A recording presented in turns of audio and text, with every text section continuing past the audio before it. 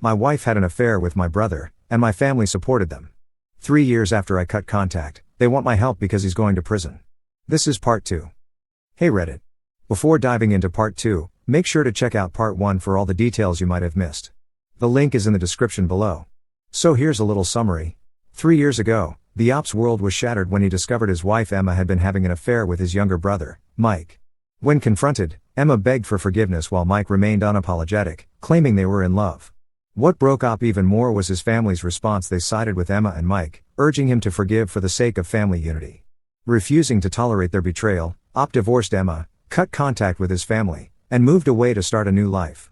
Now, years later, his family has come crawling back, begging for help because Mike is facing prison time. Op stood his ground, refusing to save someone who had hurt him so deeply, even as his family called him heartless. Flashback. 3 years ago, I walked away from the people I thought I could always trust: my wife, my brother, and even my parents.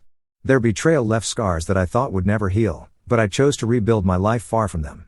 Just when I thought I had put the past behind me, my family came back into my life, desperate for my help. My brother Mike, the one who had destroyed everything, was now in trouble with the law. They wanted me, a lawyer, to save him. And that's where things got messy again. Update: the pressure builds. I want to start this update by saying how much your comments and messages have helped me navigate this storm. It's incredible to see so many strangers offering support and reminding me that I'm not wrong for standing my ground. I only wish I could say things had calmed down since my last update. Unfortunately, my family isn't the type to take no for an answer. After the first wave of calls and messages, I thought they would give up. I was wrong. Instead, they ramped up their efforts, finding new ways to get under my skin. It became clear that my refusal to help Mike wasn't just a disappointment to them, it was an insult. They seemed to take it as a personal attack, and their persistence went from annoying to downright aggressive. About a week after my dad's angry voicemail, I received a letter from my mother. It wasn't a casual note. This was a handwritten, multi-page plea for forgiveness and reconciliation, coded in guilt and emotional manipulation. She described how the family was falling apart without me, how my absence was a hole they couldn't fill, and how much she missed the holidays and family dinners we used to have. Then she pivoted to Mike's situation, detailing every aspect of his legal troubles. She claimed he was barely holding it together and that his lawyer was incompetent, painting a picture of a man who had hit rock bottom and desperately needed my help. She even included a line about how Emma had been so kind in trying to mediate between us, as if I should be grateful for her interference. Reading that letter made my blood boil. Not once did my mother acknowledge the pain they had caused me or the sacrifices I had made to escape that toxic environment. The entire letter was about how my actions were affecting them, as though my refusal to help Mike was some personal vendetta rather than a necessary boundary for my own sanity. But what really got to me was her closing line: family is everything. Without it, what do you have? That question stayed with me for days, not because I agreed with her but because it highlighted exactly why I had to walk away. To them, family was an obligation, a chain they used to keep me in line. To me, family should have been a source of love and support, something they had failed to provide when I needed it most. I didn't respond to her letter, but I kept it as a reminder of what I was dealing with. Unfortunately, my silence didn't discourage them. If anything, it seemed to embolden them. A few days later, I got an email from Mike himself. The audacity of it was almost laughable. He started by acknowledging that he had made mistakes but quickly shifted to justifying his actions. He claimed that his relationship with Emma wasn't meant to hurt me and that it just happened because they couldn't fight their feelings. He then tried to guilt me into helping him by saying that he had always looked up to me as an older brother, even when we were kids. He painted a picture of us as best friends, conveniently ignoring the years of rivalry and his consistent pattern of undermining me. He even said that he regretted how things had played out but stopped short of offering an actual apology. The worst part was his attempt to play the victim. He wrote about how hard his life had been since I cut him off, how he had lost not just his brother but also his anchor. He claimed that he was trying to turn his life around but couldn't do it without my support. I didn't respond. I couldn't. The sheer entitlement in his message left me speechless. It wasn't just that he wanted my help, it was that he felt entitled to it, as though my forgiveness and support were things he could demand without ever addressing the pain he had caused me. The next escalation came in the form of a surprise visit. One evening, I came home from work to find my dad waiting outside my apartment building. I hadn't seen him in person since I moved to a different city, and seeing him there felt like an ambush. He didn't waste any time. As soon as I approached, he launched into a lecture about family loyalty and forgiveness. He said I was being stubborn and vindictive, that I was letting my pride get in the way of doing the right thing. He accused me of abandoning the family and acting like I was better than them. I stood there, letting him rant, but when he started blaming me for the family's problems, I couldn't stay quiet. I told him that I had spent years sacrificing my happiness and self-respect for a family that had betrayed me when it mattered most. I reminded him that it was Mike and Emma who had destroyed our bond, not me. He didn't take that well. He started yelling, saying that I was selfish and heartless, that I was punishing them for something that happened years ago. He even brought up my career, accusing me of letting my success go to my head and forgetting where I came from. The argument ended with me walking away. I told him that if he couldn't respect my boundaries, we had nothing more to talk about. He called after me, but I didn't turn back. That encounter left me shaken, but it also strengthened my resolve. It was clear that my family wasn't going to change. They didn't see me as a person with feelings and boundaries, they saw me as a resource, a means to an end. In the weeks that followed, the messages kept coming. Lisa called multiple times, trying to play mediator again. She said I was being too harsh and that I needed to let go of the past for the sake of the family. She even tried to guilt me by saying that our parents were getting older and that I'd regret not making peace with them. Emma, of course, didn't stay quiet. She sent another email, this one more desperate than the first. She claimed that she had forgiven me for cutting her off and that we could start fresh if I just let go of my anger. She even suggested that she and I could be friends again, as if that was something I would ever want. The persistence was exhausting, but it also solidified my decision. Every message, every call, every attempt to manipulate me only reinforced why I had cut them off in the first place. They didn't care about me, they cared about what I could do for them. I wish I could say that was the end of it, but things only got more complicated from here. I'll share more in the next update. Another update, the family's true colors. After holding my ground for weeks against the barrage of calls, texts, and manipulative messages, I thought things couldn't escalate further. I was wrong. My family decided that since I wouldn't bend to their guilt campaign, they'd take things to a whole new level: public humiliation. It started innocently enough with a few posts from my sister Lisa on social media. She shared nostalgic pictures of our family, captioning them with vague comments about the importance of sticking together during tough times. At first, I ignored it, assuming it was just her usual attempt to gain sympathy and attention. But then she started adding pointed comments like, "Some people forget what family means when they're too busy holding grudges," or, "It's sad when pride destroys relationships." My phone started buzzing as mutual friends and extended family began reaching out, asking if everything was okay. Some were supportive, saying they knew Lisa could be dramatic. Others questioned me, subtly implying that I should let bygones be bygones. It was exhausting to explain myself repeatedly to people who didn't know the full story, or worse, to people who only want to gossip. Then things got worse. My mother joined in.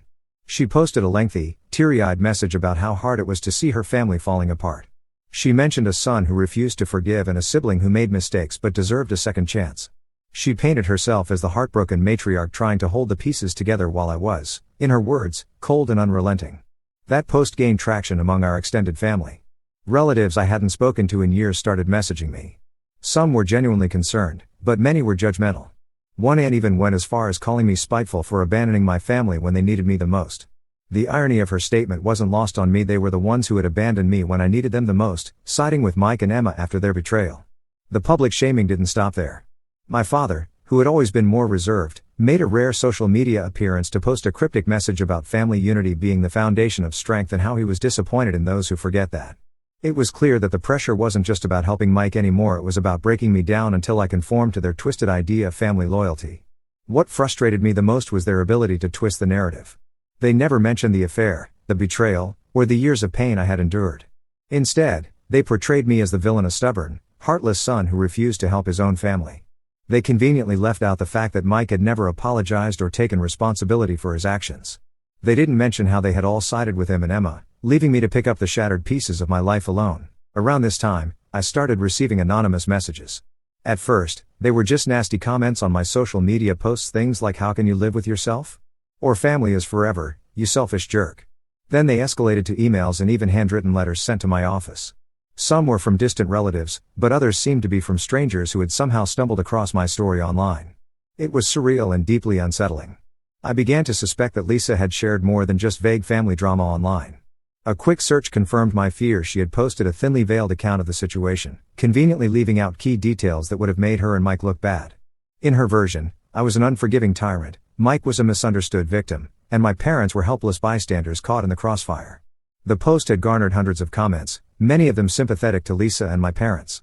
Some even suggested that I must have done something horrible to justify cutting off my family. I felt trapped. No matter how much I tried to distance myself, they kept pulling me back into their mess. The worst part was that their campaign was starting to take a toll on my professional life. A client casually mentioned seeing some drama about me online and asked if everything was okay. I brushed it off, but the thought of my personal issues spilling over into my work life was horrifying.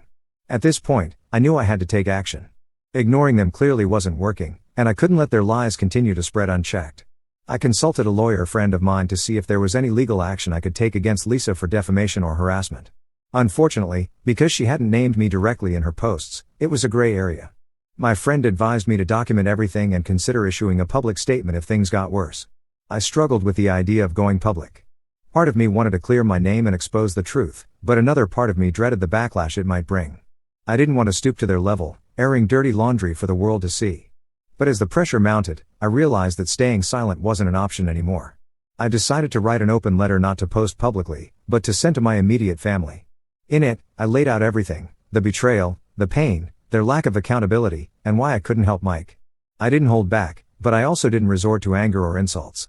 My goal was to make them understand how deeply their actions had hurt me and why I needed to prioritize my own well-being over their demands. Sending that letter was one of the hardest things I've ever done. I knew it wouldn't magically fix everything, but I hoped it might at least make them see my side of the story. For the first time, I felt like I was taking control of the narrative instead of letting them dictate it. The fallout from the letter was immediate. My mother called me in tears, accusing me of twisting the truth and making them out to be monsters. Lisa posted another cryptic message about family drama being blown out of proportion. My father didn't respond directly, but I heard through a mutual contact that he was furious. Mike, of course, didn't bother reaching out. He probably saw the letter as beneath him, just more evidence of my pettiness. That realization hurt, but it also reaffirmed that cutting ties with him had been the right decision. Despite the backlash, I felt a sense of relief. For the first time, I had spoken my truth without fear of their judgment. I knew there would be more fallout to come, but I was ready to face it. I wasn't the same person I had been 3 years ago. I had grown stronger, and I wasn't going to let them drag me down again. I wish I could say that this was the end of their campaign, but it wasn't. In my next update, I'll share how they escalated things even further and how I finally found a way to put an end to it once and for all. Final update: closing the door. This will be my final update because, after everything, I've decided to fully close this chapter of my life. The fallout from my letter only intensified the situation, but it also solidified my decision to walk away for good. After sending the letter, my family made one last collective push to break me down. My mother called multiple times, leaving voicemails that swung between tearful pleas and angry accusations. Lisa ramped up her social media antics, posting passive-aggressive updates about how family should stick together, even when it's hard. My father sent me a curt email, essentially stating that I had disappointed him as a son and that I'd regret my choices when it was too late to fix things. The tipping point came when I learned that Mike had somehow convinced my parents to try and contact my employer. They didn't outright smear me, but they framed it as a concerned inquiry, implying I was under stress and might need support. Thankfully, my boss saw through the charade and informed me immediately. That was the last straw. I realized that no matter what I did or said, they weren't going to change. They were so wrapped up in their narrative that they couldn't see the damage they were causing, or maybe they just didn't care. Either way, I knew I had to protect myself. I blocked every single one of them: my parents, Lisa, Mike, and even Emma, though she hadn't reached out again. I deactivated my social media accounts temporarily to avoid the relentless comments and messages. I even considered moving, though for now, I've just updated my privacy settings and made sure they don't have access to my address. It wasn't an easy decision. Cutting off family feels unnatural, like severing a part of yourself. But I realized that family isn't about blood, it's about trust, respect, and mutual care. And these people had shown me, time and time again, that they weren't capable of any of those things. Since making this decision, I've felt a weight lifted off my shoulders. I've started focusing more on the people who truly matter: friends who stood by me, colleagues who respect me, and a therapist who has been instrumental in helping me process all of this. To anyone reading this who might be going through something similar, I want to say this: it's okay to walk away. It doesn't make you weak or heartless. Sometimes, the strongest thing you can do is protect your own peace. This is the end of the story for me. I've said everything I needed to say, and I've done everything I could to make things right. From here on, I'm choosing to live my life on my own terms, free from their chaos. Thank you to everyone who supported me through this. Your kindness and understanding have meant more than I can say.